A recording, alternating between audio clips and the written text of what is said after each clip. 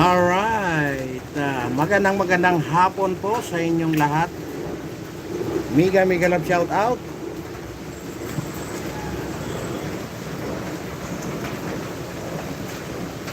At mega love shout out po kay Mami Mercy Kalunod.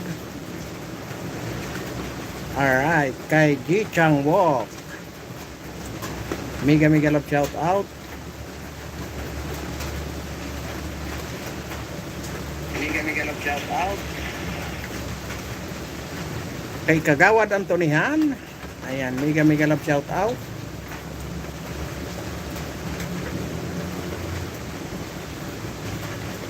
Alright, magandang hapon po.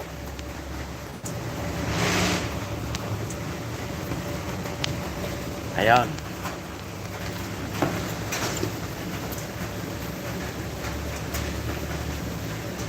Kay Kagawad Antonihan, mega love shout out. Kay Ji Chang Wok, ayan, mega love shout out. At sa lahat ng ating mga solid na subscriber, mega love shout out po. Kay Nani Sanchez Vlog, kay Audrey Nicole. Ayan, magandang hapon po sa inyong lahat. Mega love shout out. Bakit? Chat filter all. Ayaw. Ayan, magandang hapon. Alright, ganda ng ano natin ngayon, ano. Ang pag-usapan natin yung yung kaganapan doon sa Leyte, pati yung sa Cavite, pinagmamalaki pa naman ni John Vic Remulla na bumaba ng krimen sa Pilipinas. Tapos makita mo, eskwelahan pala, hindi na safe. Ayan, magandang hapon po sa inyong lahat. Mega love shout out. Alright.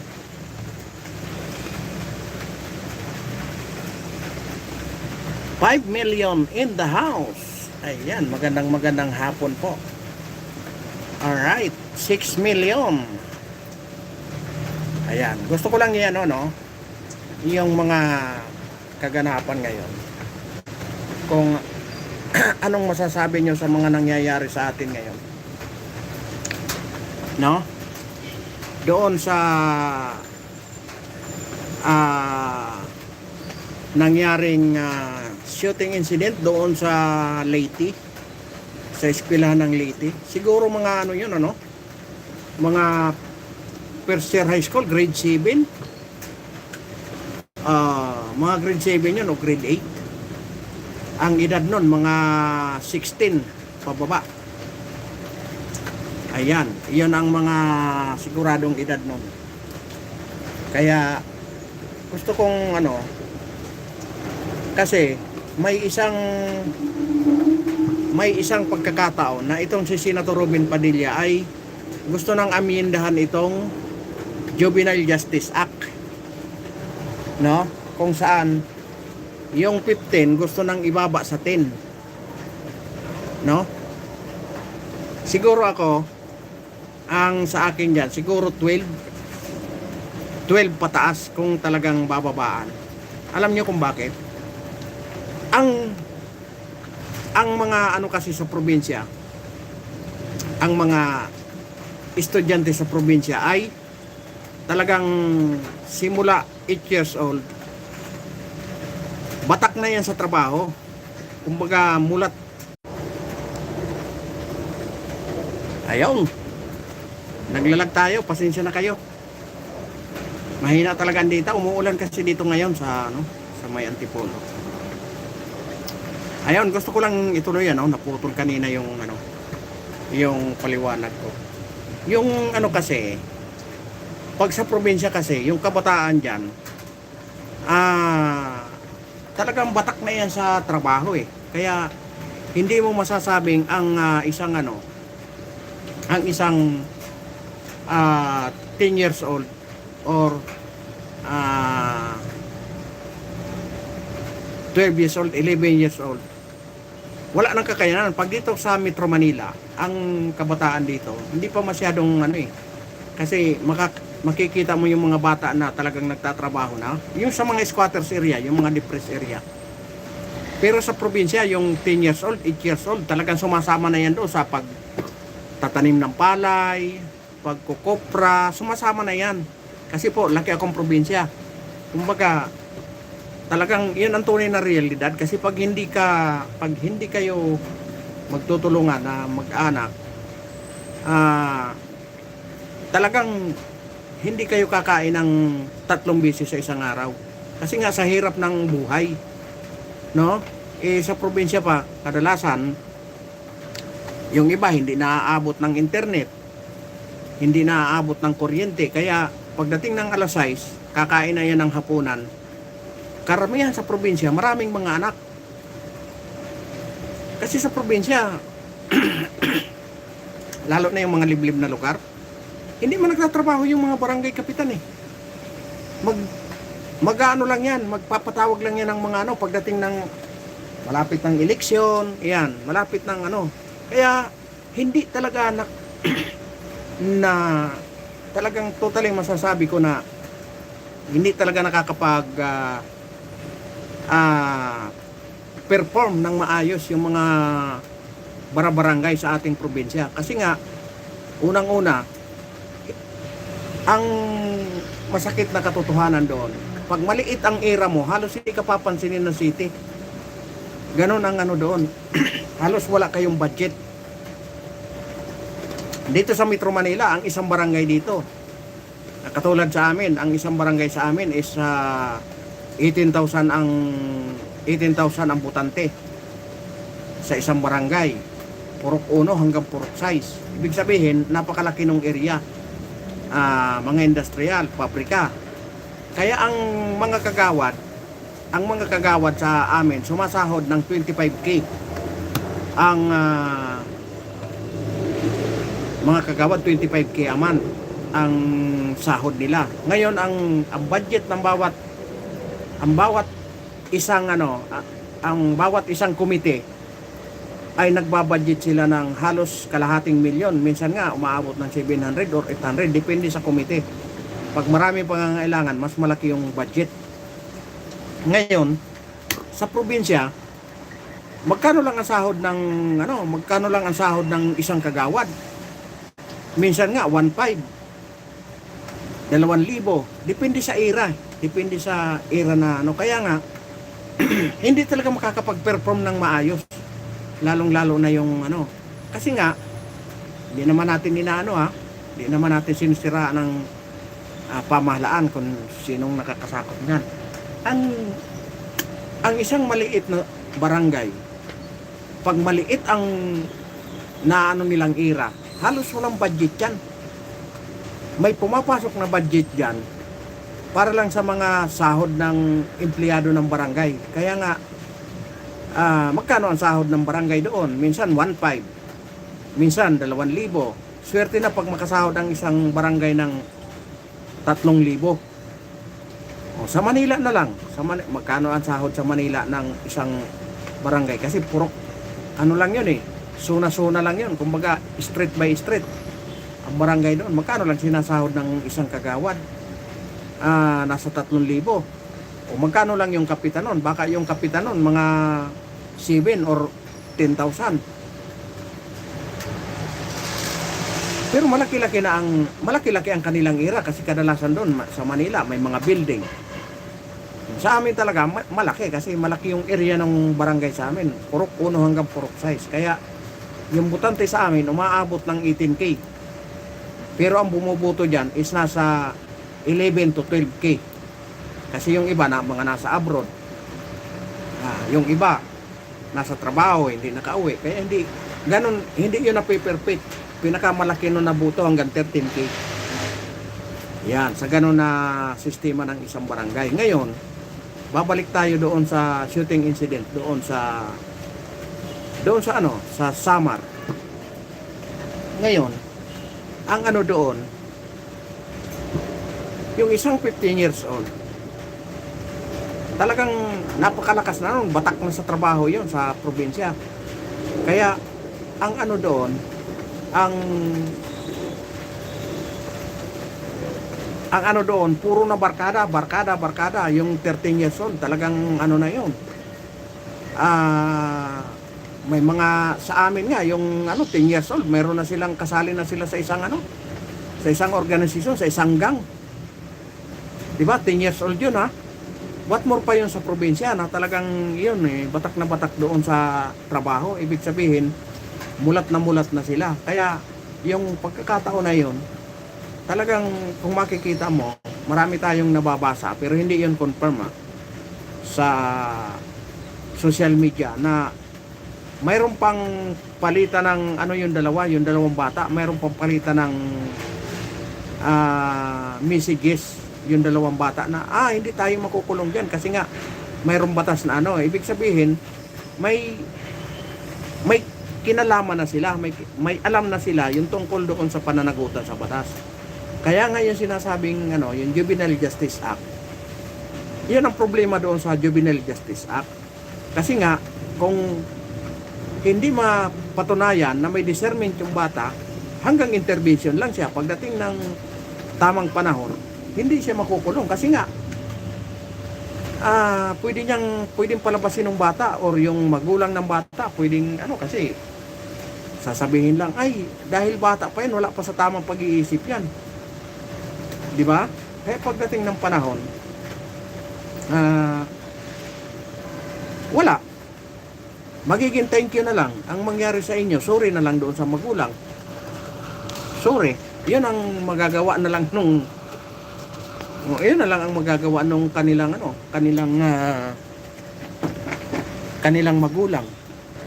Sorry ka na lang. 'Di ba? Kaya yung pinagdidebatehan na Juvenile Justice Act, sinabi nga ni Senator Robin Hood Padilla na gusto niyang ibaba sa 10 years old pataas yung may pananagutan sa batas pagdating doon sa heinous crime. Yan. Yung heinous crime kasi, iyon yung pinakamabigat na krimen. Pag sinabi kasing heinous crime, mayroon na talagang ano, disgrasya. Mayroon ng kumbaga, mayroon ng nasayang na buhay. Iyon ang doon sa heinous crime. Iyon yung pinakamabigat na kaso. Ang problema kung ang bata is under 18, under 17 pababa, pwedeng mag-play ng wala pa sa tamang pag-iisip. Kumbaga, hindi niya pa alam kung tama ba o mali ang kanyang pinaggagawa. Kaya iyon ang masakit na katotohanan. Ewan ko ito si Pangilinan, bakit? Sa bagay, mga kaalyado niya naman kasi yung dating mga komunista. Kasi ang mga mga autor nun sa Congress, alam ko sa isang autor niya sa Congress is si Lisa Masa. Lisa Masa ba yun? Kung hindi ako nagkakamali, iyan ang isang autor. Kumbaga kasi nga pagdating sa mga probinsya-probinsya, doon sa mga malayong kabundukan, yung mga bata doon, pilit nilang nire-recruit na kunwari pag-aaralin nila, pero ang ituturo nila kung paano magrevolusyon, kung paano lumaban sa gobyerno. Tapos pag nandoon na sila sa pag-iisip na medyo radikal na yung kanilang naiisip, radikal na yung kanilang pag-iisip, doon na nila ngayon titirahin ng armadong pakikibaka. Yan, ganun ang mga sistema ng mga komunistang grupo. Yan, ganun ang nila. Kaya gusto nilang pababain para pagdating ng araw na mahuli man, ipaglalaban nila yun kunwari. Sasabihin nila, tingnan mo, pinaglaban ka namin, kaya wala kang kulong. Ganon ang mga, kasi strategy nila yun pagdating doon sa Halimbawa may nahuli silang kasamahan na medyo bata pa, nahuli, ilalaban nila yon. Wala pa yan sa katinuan, wala pa yan sa tamang pag-iisip. Kaya hindi niyan maaaring gumawa ng isang krimen na pagsisisihan niya sa bandang huli. Ngayon, siyempre namulat na yung bata doon sa at naipalabas pa nila. Kaya tumitibay yung paninindigan ng bata na siya ay walang pananagutan na krimen. Isa iyon sa mga naisip noon at nabulan nila ito si Senator Kiko Pangilinan. In-endorse niya ngayon sa Senado. Kaya ang nangyari, naging batas itong Juvenile Justice Act, no? Kaya ang nangyari doon sa Juvenile Justice Act,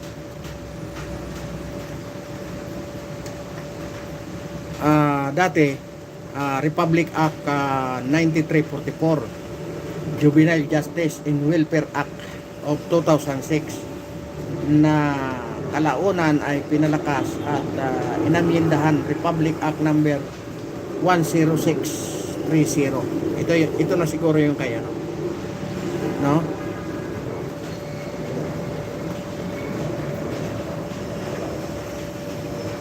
Sabi nga dito, 15 taong gulang pababa sa oras ng paggawa ng krimen, sampol exempted sa criminal liability, ngunit sasailalim sa intervention program. Ayan. Ano ba yung tinatawag na intervention? Yung intervention program, dadalhin siya ng DSWD. Kumbaga, dadalhin sa isang facility,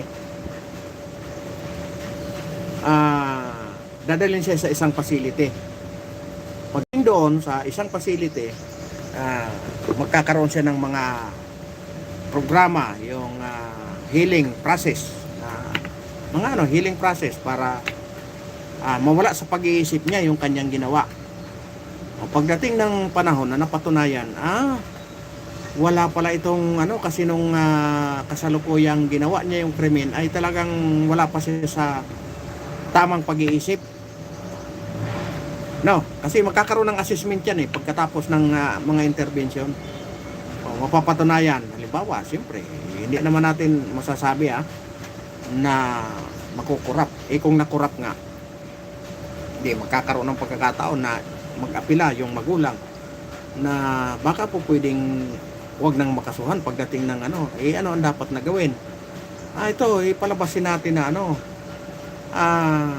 nung nagawa niyang krimen na yan, wala pa siya sa tamang pag-iisip. Kumbaga, hindi niya pa maano kung mali ba o tama yung kanyang ginawa.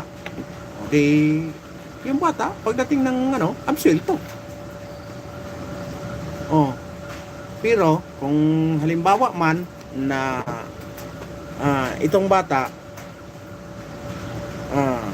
sabi niya, ang layunin ng batas ay rehabilitasyon at reintegration, hindi lamang pagpaparusa. Tinatawag itong restorative justice approach. Ibig sabihin, iano mo yung bata na imumulat mo siya sa katotohanan na yung iyong ginawa ay mali. Di ba? Parang yun yung nila Kaya nga, nung nagdidebate ito, si Senator Robin Hood Padilla at saka si Kiko Pangilinan, ang sinasabi ni Kiko Pangilinan na yung may mga pagkakataon na yung bata wala pa siyang 18 years old nung nakagawa siya ng krimen, ng heinous crime. Sinabi ni Pangilinan na nung dumating ng 18, nakulong din yung bata.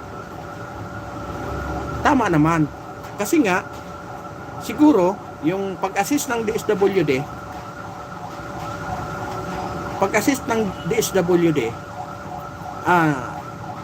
alam na nung bata na mali yung kanyang ginawa, pero pinagpatuloy niya. Yun siguro ang i-recommend ng DSWD, sige, kasuhan mo ito pagdating ng 18 kasi alam niya paano kung halimbawa may pira yung nakadisgrasya or naariglo yung habang nandoon siya sa reintegration nung DSWD sa healing process, naariglo yung magulang. Pagdating ng 18 years old, wala na. Kasi magdidepende sa DSWD. Kasi sila ang nakakaalam kung paano nila reintegrate yung bata. Di ba? Paano nila i-assess yung bata. Kaya nga nagiging exempted pagdating ng nagiging exempted yung bata. Kaya ang ni Pangilinan, yung pagdating ng 18, depende sa depende nga yun sa assessment. Kung yung assessment nga hindi nga alam ng bata na mali pala yung kanyang ginawa, absuelto. Kasi nakalagay dito nakalagay doon sa batas na kailangan discernment yung bata. Kung hindi discernment, di magiging absuelto siya. Kaya yung batas talagang para lang doon sa reintegration ng bata, healing process, kung nakagawa siya ng isang heinous crime. Kaya nga yung sinasabi ni Pangilinan na pagdating ng araw, mukhang napakalabo yun. Kasi pagdating ng araw, kung naariglo na, alam nyo naman ngayong panahon. Tsaka alam nyo naman, ang isang magulang, hindi niya pababayaan ang kanyang anak. Kahit nasa bingit na siya ng nasa bingit na siya ng panganib, talagang susuungin niya ng kanyang gagawa ng paraan yan. Siyempre, anak niya yan Di ba? Pababayaan niya ba yon? Gagawa ng paraan yon. Nandun siya sa healing process. Kumbaga, nakakagawa ng paraan pa. May mga panahon pa para makagawa ng paraan yung mga magulang. Kung siyempre, inaraw-araw yan doon ng DSWD. Isa iyon sa tinitingnan ng DSWD. Pag seryoso ang magulang, maaaring bababa doon yung kasi sasabihin, hindi naman pala ito pinabayaan ng magulang. Isa iyon sa mga assessment na tinitingnan. Pero kung inano ng magulang yon, pinabayaan, kung pupuntahan lang kung maalala. Pagdating ng panahon na ay irerekomenda yung nakasuhan. Kasi parang pabayang magulang, walang pag-asang ito yung bata. Irerekomenda yan na pagdating ng 18, i-file nyo na ito sa para ma-transfer na sa regular na facility na kulungan. Wala na reintegration kasi nasa tamang edad na. Yun ang tunay na realidad. Kaya sinasabi ni Robin Hood Padilla na pababain yung criminal liability pagdating daw sa heinous crime. Kaso lang siyempre si Pangilinan, ipaglalaban niya talaga yun kasi siya ang may gawa no? Kasi pag hindi niya ipaglaban, para na rin siyang umamin na palpak yung ginawa niyang batas. Di ba? Yun ang pinaglalabanan ngayon sa Senado. Pero ang pinaka ngayon sa social media, ano ba talaga ang nangyari doon sa krimen na yun? Talagang gano'n na ba ang kawawa ang dito sa Pilipinas? Kasi pati yung gano'n na bata nagdala na ng baril, no? Minsan kasi napapanood sa mga napapanood yan sa mga mainstream media. Ayan, isa iyan sa alam nyo ito, may medyo mag-segue tayo. Yung pagdating sa mga palabas dyan sa mainstream media, hindi ito bahala na kayong kung anong take nyo dito. Yung mga palabas na agawan ng asawa, nagbubugbugan, ano ba ang tingin nyo doon? Tama ba yun? Napapanood yun ng mga kabataan? Na binubugbog yung asawa, binubugbog yung babae, yung lalaki. Tama ba yun? Kasi kung pag-uusapan natin yung juvenile justice law, ay hindi mo makontrol yung ano eh, hindi mo makontrol yung pag-ano sa TV. Hindi mo makontrol yung pinapanood mo sa TV kasi alam nyo naman ang panahon ngayon eh. Di ba? Alam nyo ang panahon ngayon, pagdating ng 8 years old, yung mga bata magagaling na. Marunong na mag-TikTok yung mga 8 years old na bata. Marunong nang magbukas ng kanilang mga gadget. Lalong-lalo na yung television.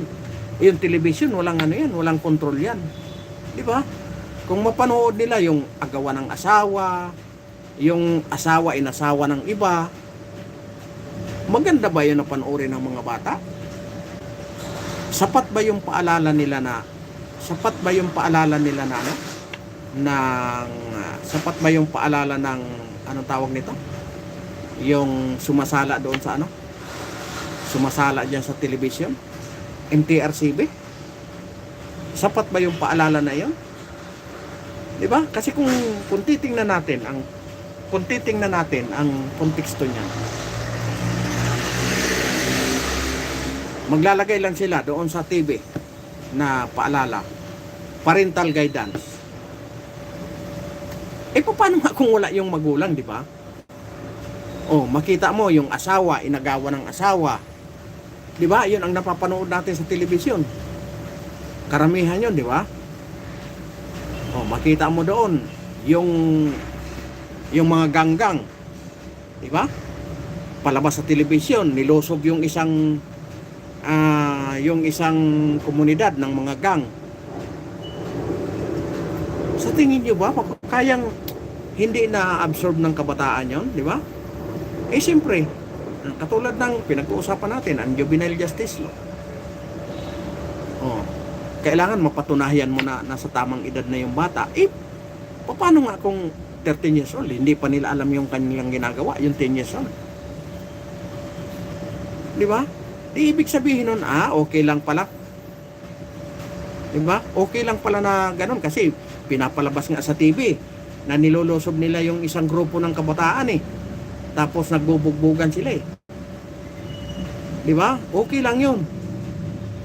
Kaya kita mo, ito, tunay na realidad ito. Sa amin mismo, doon mismo sa aming organisasyon, sa aming homeowners. Ito buti nga kamo na agapan namin. Na ito palang kabataan, kaya ito babala din ito sa inyo, sa inyong mga lugar, kung kayo ay may isang organisasyon, may pamunuan kayo, ano nyo na may CB yung inyong komunidad para na monitor nyo yung inyong kabataan na pasibol pala. Alam nyo kung bakit? Nakikita namin nagrarambulan na sila, 10 years old nagbabatuhan na sila. Nagbabatuhan as in bato. Di ba? Nagrayot-rayot na sila.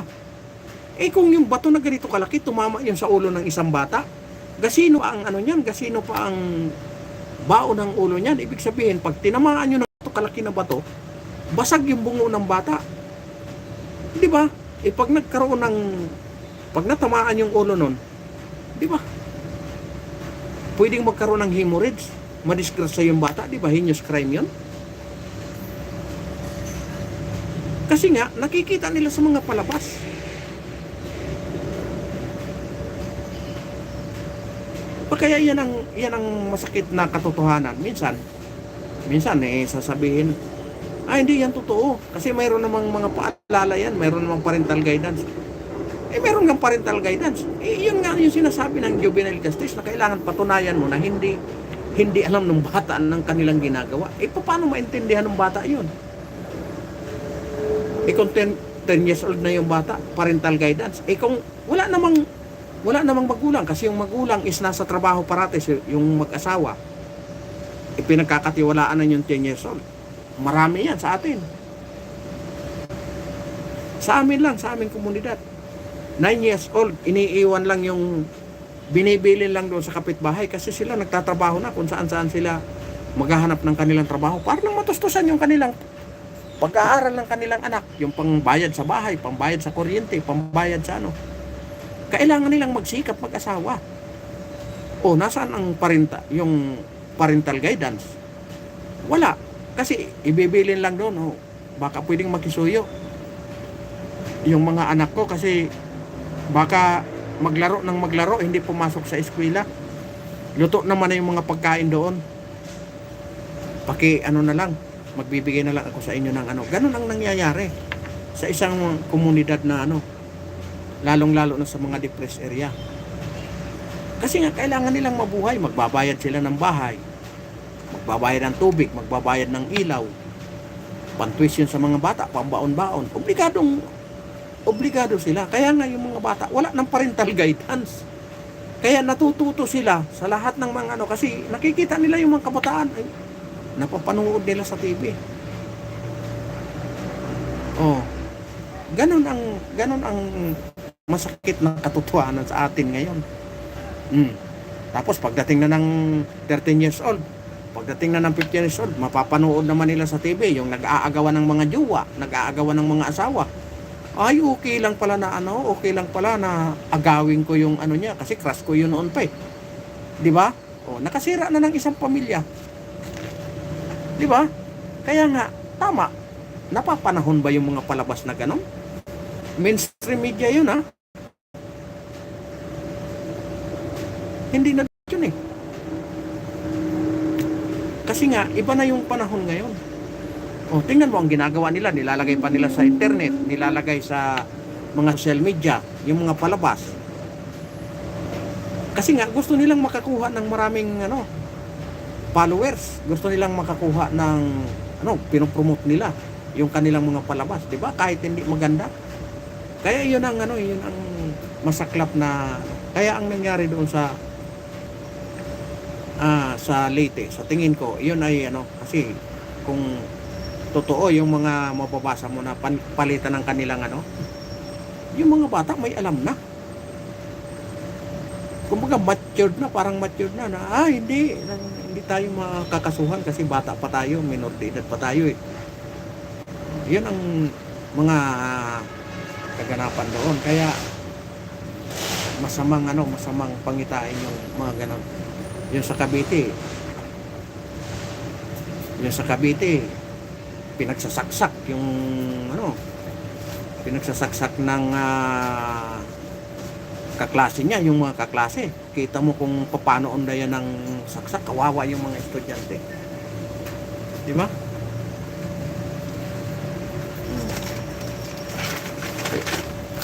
Aakyat ka? Ulan no pasa. Paano po aakyat ka? Saan punta? Ulan. May balak na naman talaga wala siya Frank. Damihan mo. Bila ko ulan. Yun luto na?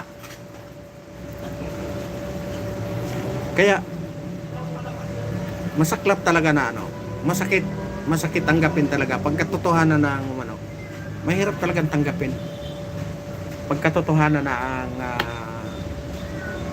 yung tunay na realidad na napakahirap talaga tanggapin, lalo na yung may mga dinidipinsahan katulad ni Pangilinan. Hindi talaga siya magpapatalo kasi ginawa niyang batas yun eh. Aamin ba siya na mali yung kanyang ginawa? Siyempre hindi yan, ididepensa niya talaga yan. Pero yung ginawa niyang batas, pagdating ng 18 makukulong yung bata, wala yan doon eh. Kasi ang nakalagay lang doon, napakaliwanag, nandito eh. Napakaliwanag yung nakalagay doon eh. Ang batang 15 taong gulang o pababa sa oras na nagawa ang krimen ay exempted sa criminal liability. Ngunit sa ilalim siya ay sa ilalim siya sa intervention program tulad ng counseling, rehabilitasyon at iba pang programang itatakda ng social workers. Ibig sabihin social workers, DSWD ito yung social worker. Ang batang higit 15 ngunit wala pang 18 taong gulang ay exempted din sa criminal liability maliban kung may discernment. Diba? may discernment. Ang discernment ay nangangahulugan, alam niya ang tama at mali. Di ba? Ibig sabihin yung discernment, alam niya na yung ginawa niya, na tama ba yun o mali? May krimen ba yun o wala, di ba? Nangangahulugan, alam niya na ang tama at mali. Di ba? Nauunawaan niya ang epekto ng kanyang ginawa. Kapag may discernment, maaari siyang sumailalim sa kaukulang legal na proseso, sa ilalim ng batas. O, doon pa lang siya sa ilalim sa legal na proseso. Eh kung napatunayan nga na wala pa siya sa tamang pag-iisip, di ba? O, absento, katulad nun. Ang kukunan ng ano dyan, yung mga social workers isa yun sa mabigat na kukuhaan nila ng tawag nito, ng mga legal na basihan kung talagang discernment na yung bata na kaya niya nagawa, alam na nung bata yung kanyang ginawa nung nangyari ang krimen na yun, di ba? Di ba? O, kaya nga yung yung nilalabat Pangilinan, wala man doon sa kanyang ginawa na pagdating ng 18 nakulong yung bata. Eh kailangan mo patunayan pa nga patunayan pa na discernment yung bata. Oh. Eh yun yung nilalaban ni Pangilinan. Oh, di ba? Nandito pa nga. Edad noong nagawa ang krimen, 15 pababa.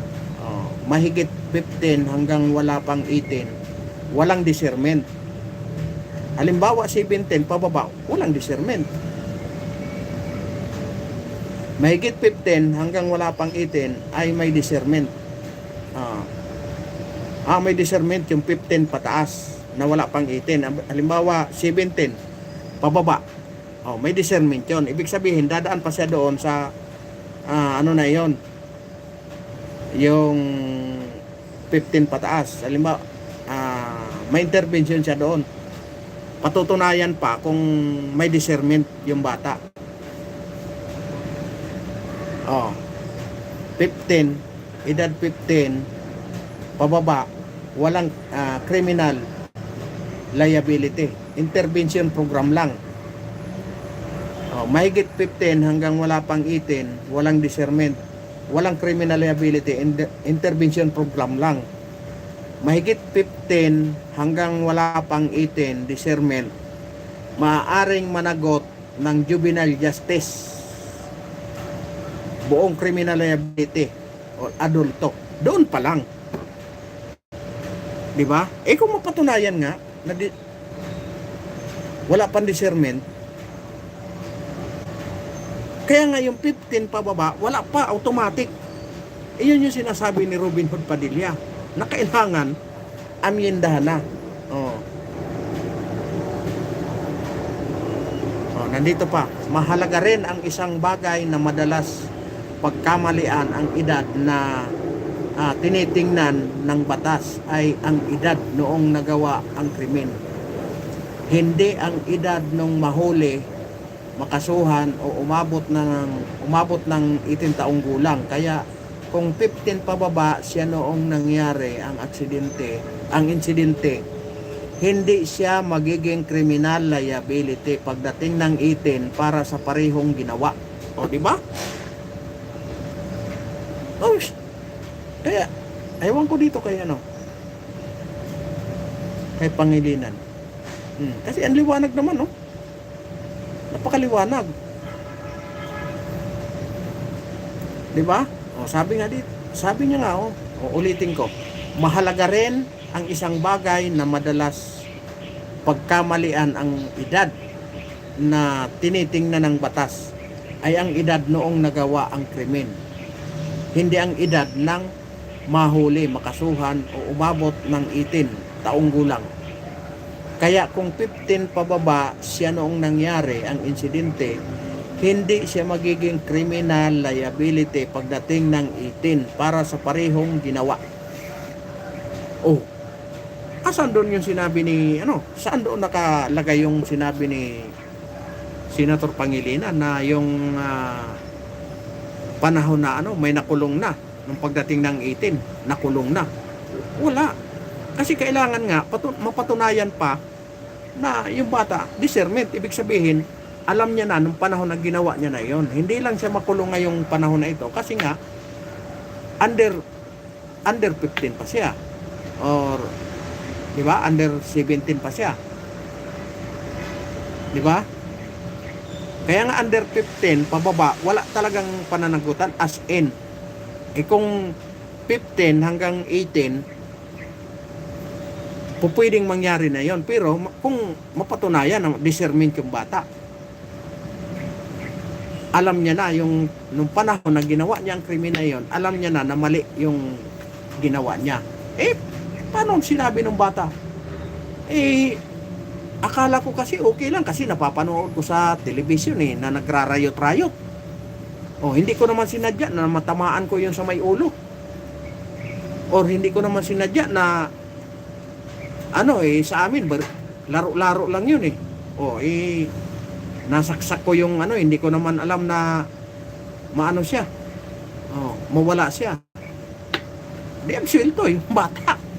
Kasi nga kailangan mapatunayan pa yung panahon na yan, halimbawa 16 years old, di 2 years yun ang intervention niya kasi wala pa siyang nasa juvenile justice pa siya ang doon sa 2 years na yun, imposibleng hindi mo maariglo kung nakaisang taon na, medyo nakamove on na yung magulang nun. Kung natunugan na pwedeng iakyat yung kaso, pwede niyang ariglahin yung magulang.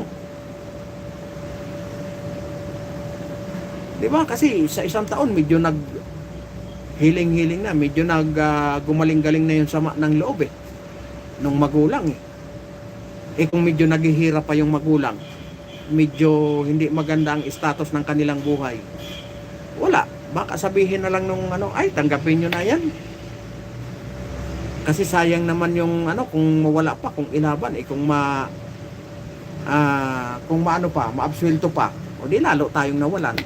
Parang, yun na ang masamang epekto ng isang Juvenile Justice Act. Diba? Ni Senator Pangilinan. Diba? Yun ang nakakalungkot na Yun ang nakakalungkot na katotohanan. Yun ang wala tayong doon. Wala tayong magawa doon na sa mga pagkakataon na yun, ano ba talaga ang napaloob dyan sa juvenile justice na yan ni Pangilinan. Ang kasi doon, ang mali doon ni Senator Pangilinan. Bakit siya nakipag doon sa mga komunista? Alam ko basta ang pagkakam ko noon, isa si Lisa Masa sa sponsor niya sa Kongreso. Kung hindi ako nagkakamali hindi ako sure. Basta alam ko si Lisa Masa isa sa isa yun na aktivista. Siyempre kaya ang ginagamit nila kadalasan kabataan kasi nga mayroon silang tinatawag na juvenile justice law. Dadalhin nila, di ba? Ginagamit nila sa protesta. Ginagawa nilang yung mga kabataan bayaran. Pwede kayo dito kasi hindi kayo makukulong.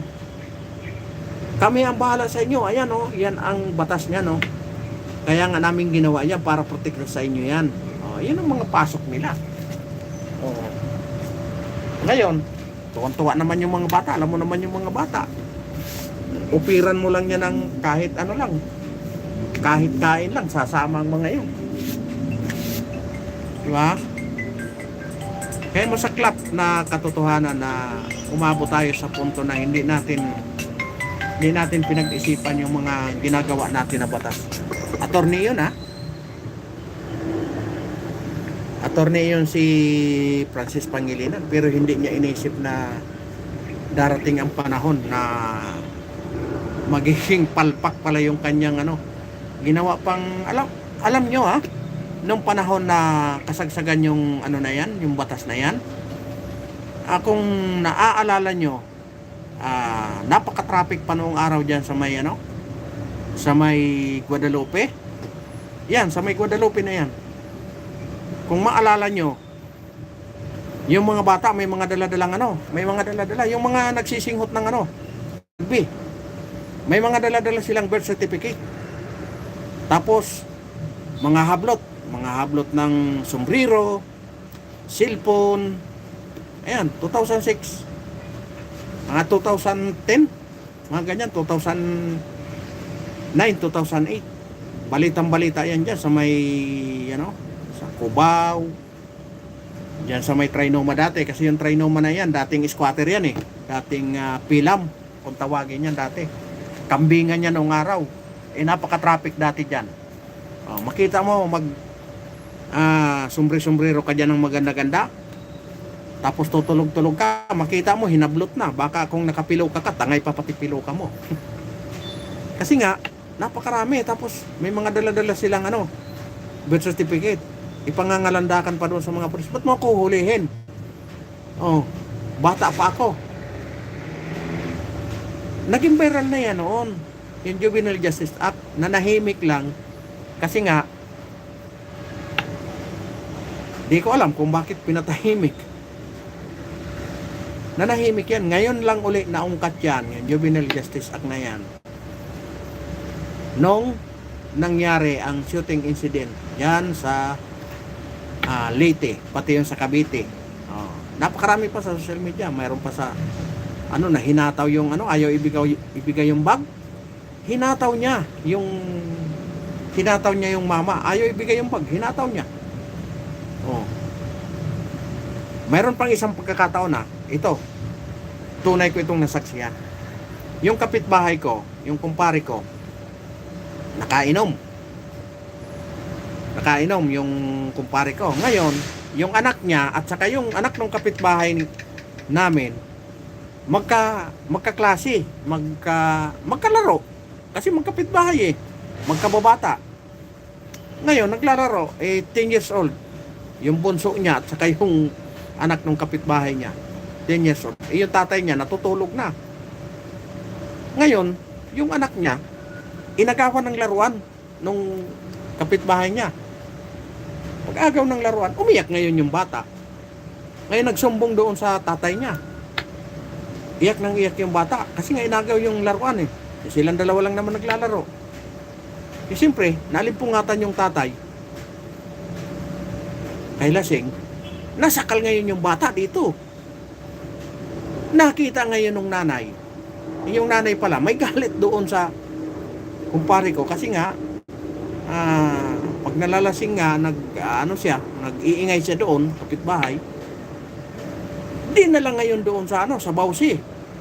Pagdating doon sa Bausi, di na lang ngayon doon sa hospital, pinamedical. Sos, kay may nakitang pasa. Di na lang ngayon. Dinampot ngayon ng pulis yung yung kumpare ko.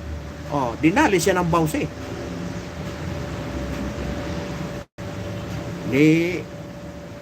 Kulong siya ngayon. Yung kapitbahay niya, siyempre, walang labas-labas. Kasi marami sila doon, magkakamag-anak. Walang labas-labas. Sabi naman ng kumpare ko na isa, ay arigluhin mo na lang para hindi na tumagal, hindi na nung pinunta namin, tulo. Hindi mo maintindihan kung naghalo-halo na yung uhog at saka yung pasensya na sa kumakain yung luha at saka yung uhog. Kasi nga, first time niyang makulong kasama nung mga kasama nung mga kriminal doon sa loob. First time niya. Pare, anong gagawin natin? Hindi, arigluhin natin yung magulang. Pag nung magulang, anak yung pag-ariglo, 50,000. Hindi pa siya, pinaprocess pa yung papel niya. Nung natanggap yung 50,000, pinaprocess pa yung papel niya. Kaya inurong na Pag grocery pa yung yung magulang ng babae. Sabi nung kumpare ko, pambihirang buhay na yan. Hindi mo akalain na magkakapit bahay kayo, ganun pala may galit pala sa'yo. Ayan, sabi ko sa'yo eh. Kaya, pag ikaw pag ikaw dali ka ng pulang kabayo, huwag kang asta-asta na ikaw ang siga. O, kita mo, di na-disgrasya ka. O, ganun kaya malupit ang batas ngayon. Pag sinabi mong bawse, para lang yun sa kababaihan, yun sa kalalakihan naman. Kaya yung gumawa ng batas, minsan, kung saan lang napapabor, kung saan lang ang nakikita niyang problema. Baka hindi nila alam na mayroon ding battered husband. Kasi mayroon akong kaibigan, talagang yung babae ang bumubugbog sa asawa niya eh. Kasi yung babae malaki, yung asawa niya payat eh, hindi makaban eh. Kawawa talaga yung asawa niya, binubugbog, lalo na pag umuwi na kulang ang sahod. Bugbog sarado talaga, minsan bitbitin nga, hagis lang. Siyot sa karan yung mama. Oh. Kita mo, minsan kasi yung batas, pumapabor lang doon kung sino ang nakita niyang may kamalian. Oh. Ngayon, mayroong bawse, paano yung mga lalaki? Kasi yung bawse para lang sa mga babae yun, sa mga naaping mga nanay, mga naaping mga bata. Yung lalaki na binubugbog ng asawa, di ba? Wala. Kawawa yung mga lalaki.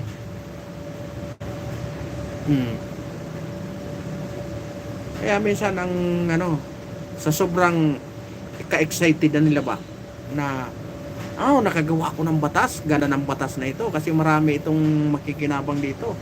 Hindi niya tiningnan yung kabila. Oh. Di ba? Kawawa yung kabila.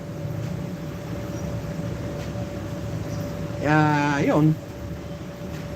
Sana silbing aral yan sa atin na talagang pero hindi naman natin masisi kasi yung mga magulang niya naghahanap buhay, nasa loob ng eskwelahan.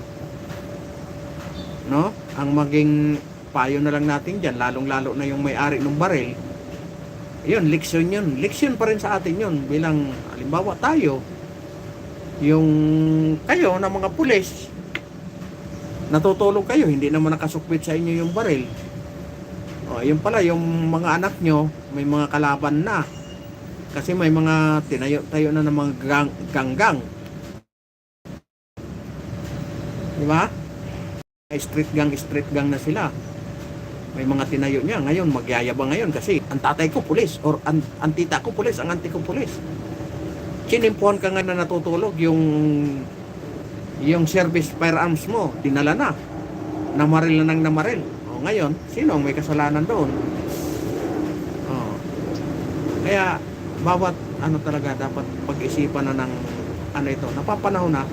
Kasi yung kabataan ngayon, hindi na talaga namumulat na yung kabataan. Kasi, isa yan sa napapanood nila sa mga telebisyon. Na okay lang pala sa kanila. Kaya sa amin, sa lugar namin, binawal na yung mga street gang. Hindi na pinapayagan ng city government yung mga street gang na yan. Kaya nga nung na-monitor namin sa CCTV, isa iyon sa nagapan namin, kaagad kami sa bawsi, kung paano, sa kapitan, ano ba ang magagawang natin ito. O di ngayon, tinignan namin yung assessment, ano ba ang nyo, bakit umabot kayo sa punto na gano'n? Wala kasing malibangan, o gusto nyo ba maglibangan? Kaya ngayon, yung mga 10 years old hanggang 15 years old, tuwing Sabado po yan, mayroon kaming paano doon sa dinadala namin doon sa barangay. May basketball, yung mga babae nagbadminton, ayan.